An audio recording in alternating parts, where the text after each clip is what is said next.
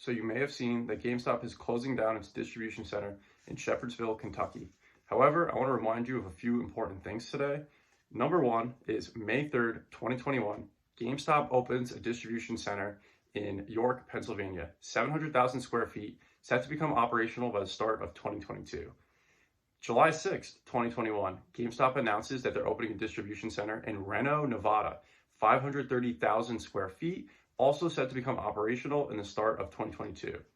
September 20th, 2021, GameStop announces they're opening a customer care center in Pembroke Pines, Florida, also set to become operational as of the start of 2022.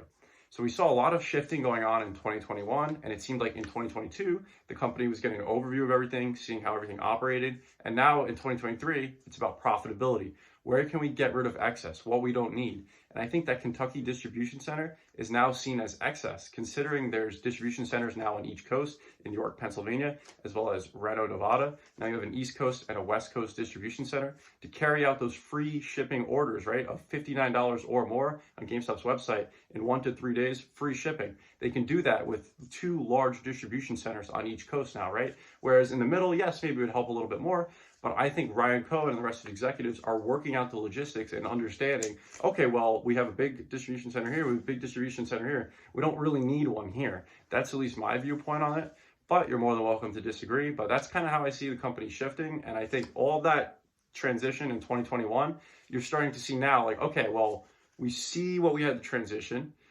We started operating, and now let's grow. Let's grow and let's do big things.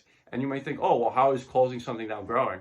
I think it's just a step in the right direction. And, over time, Web3, in gaming, that's what ultimately they're kind of shifting towards. And obviously e-commerce and their OG business is definitely going to be part of things.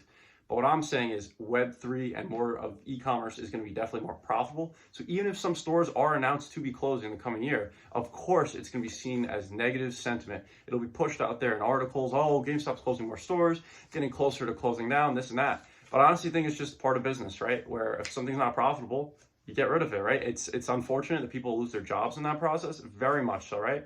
But look at Google and all these other companies laying off like 12,000 people, and it's like, they're not getting negative sentiment. Their stock goes up. But if this happens to GameStop, oh, it's bad, they're evil, right? So just kind of want to remind you of all that today. But I really encourage you, research all this. Do your own due diligence. Fact check everything I'm saying. Like, I'm no random genius. I'm just a random individual, just like you. So please do your due diligence. Read on this stuff on your own. I really encourage everybody to do that.